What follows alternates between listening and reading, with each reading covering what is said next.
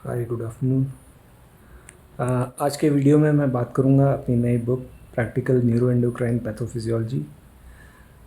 इस बुक को मैंने ये ध्यान में रखते हुए लिखा है कि कई सारे लोग पूछते हैं कि ठंडी चीज़ें खा सकते हैं, गर्म चीज़ें खा सकते हैं, क्या करना चाहिए। तो मेरे को समझ नहीं आता था ठंडा क्या होता, ठंडी चीज़ें क्या होती हैं, गर्म चीज़ें क्या होती हैं, उनको कैसे मैं साइंटिफिक लैंग्वेज में एक्सप्लेन करूं।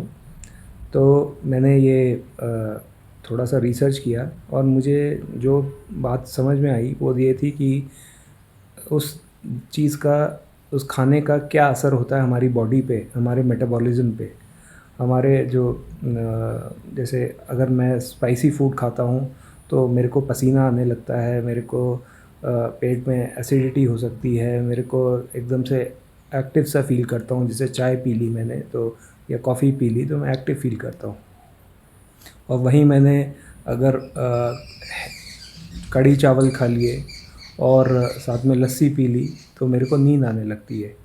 तो ये फ़र्क है ठंडी और गर्म तासीर का, कि जो गर्म तासीर है वो हमारी बॉडी में सिंपैथेटिक स्टिमुलेशन कर रही है, और जो ठंडी तासीर है वो पैरासिम्पैथेटिक स्टिमुलेशन कर रही है।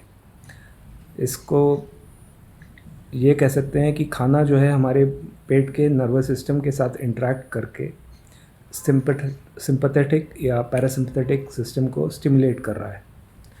और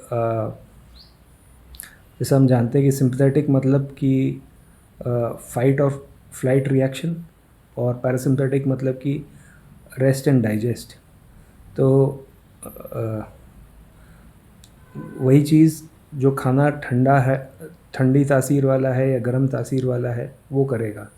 और इसी चीज़ को ट्रेडिशनल चाइनीज़ मेडिसिन में यिन एंड यांग फूड बोलते हैं कि, और हमारे उसमें वात पित्त और कफ कहते हैं कि ये जो ठंडी तासीर है उसे यिन फूड कहेंगे, या कफ वाला फूड कफ दोष वाला खाना कहेंगे, और जो गर्म तासीर वाला है उसे पित्त दोष वाला कहेंगे या यांग फूड कहेंगे।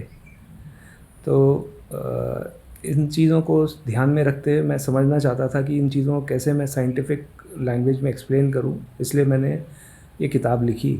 और इसमें जो सबसे इम्पोर्टेंट 3 कॉन्सेप्ट हैं जो जिन पे पूरा फोकस है, वो हैं कि कोई भी टिश्यू, चाहे वो गैस्ट्रोइंटेस्टाइनल ट्रैक्ट है या वो वैस्कुलर सिस्टम है, उसका एम्ब्रियोनिक ओरिजिन क्या है, और एम्ब्रियोनिक ओरिजिन है क्या है, तो उस हिसाब से उसकी ऑटोनॉमिक इनर्वेशन क्या होगी। जैसे हम जानते हैं कि क्रेनियोसेक्रल पैरासिम्पैथेटिक होता है और थोरैकोलम्बर सिम्पैथेटिक होता है।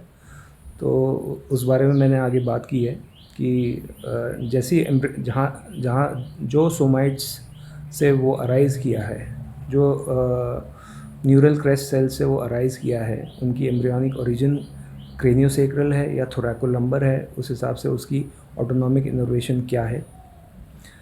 और दूसरा कॉन्सेप्ट है कि autonomic nervous system endocrine system के साथ में कैसे इंटरेक्ट करता है, कि हमारा एंडोक्राइन सिस्टम एक ही बार में नहीं मैच्योर हो जाता। पहले हाइपोथैलेमस ही होता है, फिर हाइपोथैलेमो पिट्यूटरी एक्सिस मैच्योर होता है, फिर हाइपोथैलेमो पिट्यूटरी थायराइड एक्सिस मैच्योर होता है, फिर हाइपोथैलेमो पिट्यूटरी एड्रिनल एक्सिस मैच्योर होता है, आखिर में हाइपोथैलेमो पिट्यूटरी गोनाडल एक्सिस मैच्योर होता है।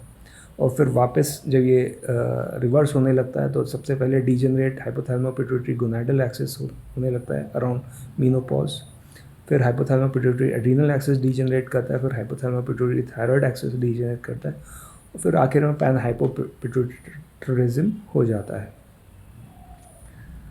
तो जो थायराइड एक्सिस है वो अल्फा एड्रीनर्जिक रिसेप्टर बनाता है, और जो एड्रीनल एक्सिस है वो बीटा एड्रीनर्जिक रिसेप्टर बनाता है।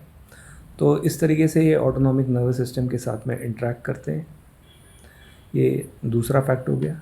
और तीसरा फैक्ट है कि अगर कोई ऑटोनॉमिक इंजरी हुई है तो वो प्री गैंग्लियोनिक इंजरी है या पोस्ट गैंग्लियोनिक इंजरी है। तो एक प्री गैंग्लियोनिक इंजरी का एग्जांपल मैं ये दूंगा कि जैसे स्पाइनल कॉर्ड की इंजरी है। हम जानते हैं कि जो गैंग्लियन है वो स्पाइनल कॉर्ड, सबसे पहले ब्रेन से आउटपुट आता है, ब्रेन से स्पाइनल कॉर्ड में जाएगा, फिर गैंग्लियन आते हैं और फिर गैंग्लियन से पोस्ट गैंग्लियोनिक न्यूरॉन्स टिश्यू को इनर्वेट करते हैं। तो प्री गैंग्लियोनिक इंजरी, गैंग्लियन से पहले जो ब्रेन या स्पाइनल कॉर्ड के लेवल की इंजरी है उसे कहेंगे, जैसे स्पाइनल कॉर्ड इंजरी होगी। और पोस्ट गैंग्लियोनिक इंजरी हम कहेंगे जिसमें कि गैंग्लियन या फिर गैंग्लिया या फिर पोस्ट गैंग्लियोनिक न्यूरॉन्स इन्वॉल्व है। तो पोस्ट गैंग्लियोनिक इंजरी का एग्जांपल हो गया हर्शस्प्रंग्स डिजीज़। तो इनको डिफरेंशिएट कैसे करना है इसके बारे में आगे बात करेंगे। तो I hope you enjoy this, and अगर आपको ये बुक चाहिए लेट मी नो। अगर आपको इसका PDF चाहिए लेट मी नो, अपना ईमेल शेयर कर दें एंड मैं आपको भेज दूँगा। आई जस्ट शो कि ये किताब है ना। तो it is available on Google books, but अगर किसी को चाहिए हो तो I can also send a PDF for free of cost. Thank you.